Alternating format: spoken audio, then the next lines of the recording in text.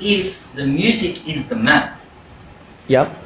and you got your starting point, you got the opposition's point, where you get their flag or whatever. You have these jungle areas or whatever. Yep. And if the music is like intro, verse, chorus, bridge, chorus, end. Yep. If we're privy to dance the whole song Mm-hmm. in a battle, what other impulses do you work off besides these mechanics that you already mentioned? Okay, I'm gonna change that analogy because I'm gonna be more specific with it because I don't think the music is the map.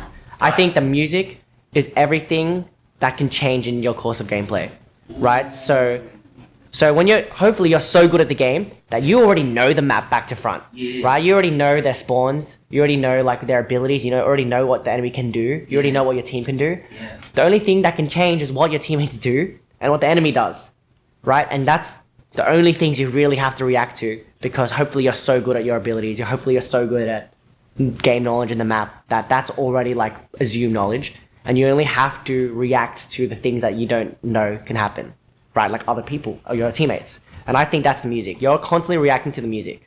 Your foundation, your groove, your feeling, hopefully you already have that internalized. You don't need to adapt that anymore. It's like these other live elements. Yes, you're reacting to the music, and you hopefully have every other aspect so perfectly trained and knowledgeable that you can just purely focus on reacting to the thing that you can't control. Yeah, that's how I approach dancing.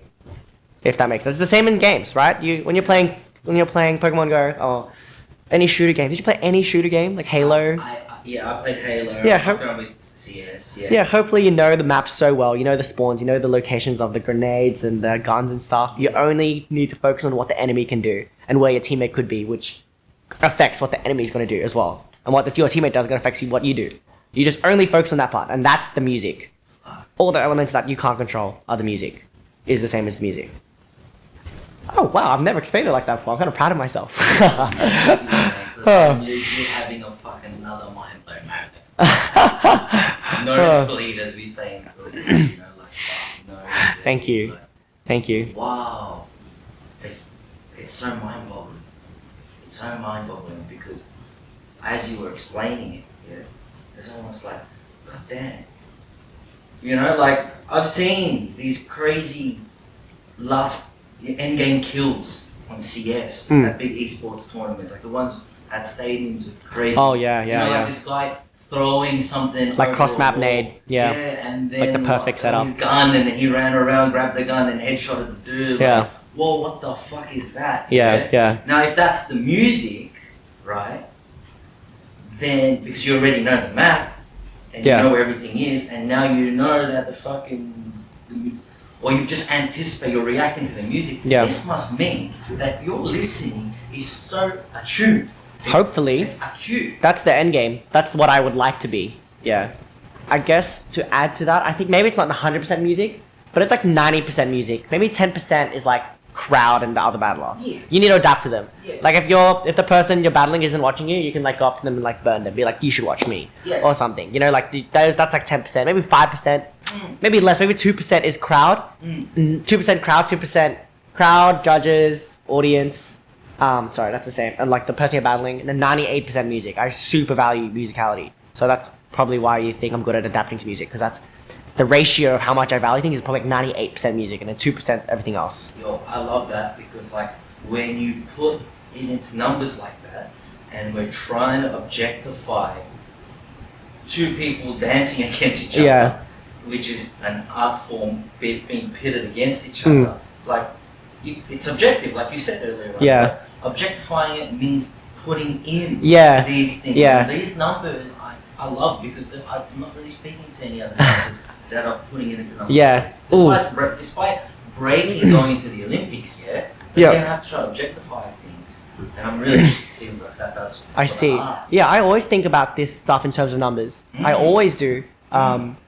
Maybe it's on 98 too. I think that's my ideal dancing is 98 too. I'm kind of projecting. I think realistically it depends on the environment. Right. For example, if I feel like, for example, in Canberra, there's a stage. We're dancing on a stage and there's an audience there. And you're on top, you're on an elevated stage and there's an audience who are sitting under. And also like a bunch of those audience members aren't dancers. And judges are always influenced by how the energy of the room, right? So maybe I'm like 80% music, maybe 20% crowd, because I know that I can do different things that can appease that crowd. Or if it's like an empty room, maybe it's just like me, my friend who's judging, and another friend who are friendly battling each other. There's no audience, and there's also like there's not much battle because there's not much stakes there. It's just like a friendly battle thing. Maybe that's like 99% music, 1% environment, right? Because we're so focused internally on just the music. Agreed. Right, so I think the context matters a lot, depending on terms of like how you balance those ratios. Yes. Yeah. See, like you mapping it out like that is for an organizer. So let's go a little left field here, right? But my variables are when's the full moon? When's the what? When's the full moon? The full moon. Yeah, just based on like the myth that when the full moon's out, people go crazy. They manipulate. How do you create that perfect environment? Yeah. It depends on the event that you're trying to shoot for, I guess. Right, exactly. You know. Yeah. And so like that's how I think about. Yeah. Oh, I used to think about when I should run things. Yeah. Calendar wise. Okay, let's think about Funk Station. What was I thinking Funk Station? Yeah. Write that down. Yeah. Funk Station was interesting. I think because of the hallway, it was actually quite hard to listen to the music. Not your fault as a DJ, but I just think the hall made the music really echoey, and that makes like the details of the music less apparent, right? So for example, if there's like a nice guitar that's not like the melody, like the salient thing of the song, and you want to dance to that guitar at Funk Station, you would probably I was saying this to Chun earlier when he was driving me back to the Airbnb. I was saying how because of it's hard to hear the details in the music, you have to put on an extra show. So I feel like if it was like a studio battle, you can hear the music really, really well, and you could probably like be chill and just play the guitar like small. But then at Funk Station, it's so a huge hall and it's echoey. You have to really be like, I am playing this guitar, because if you do it small, people. Nah, all good. Yeah. If you're playing it small, you're worried that people won't be able to hear what you're doing. Yeah. And you're worried that people won't hear you doing, and that's huge open space. You have to go bigger so people can see it. Yeah. But in a studio battle where people are sitting up really close to you, you're battling, and this table is like someone watching you, you can just like do a small one, right? So you'd probably be like, so the ratio would probably be like 70% music, 30% other aspects, because you can't just focus on music because you've got to account for the music being muffled, right? Right. You just took that breakdown, like your understanding of things, to another level within itself. Thank you. But I feel like you need hard examples. Yeah. Right? Not only do you need the numbers, but you need like examples which we've experienced. Yeah. Or like Blacktown, I think the music was more intimate, right? It was basically like a studio battle. And I think if you did like more intricate, slow, small movements, you'd be less punished compared to Funk Station. Right. Yeah. 100%. Yo!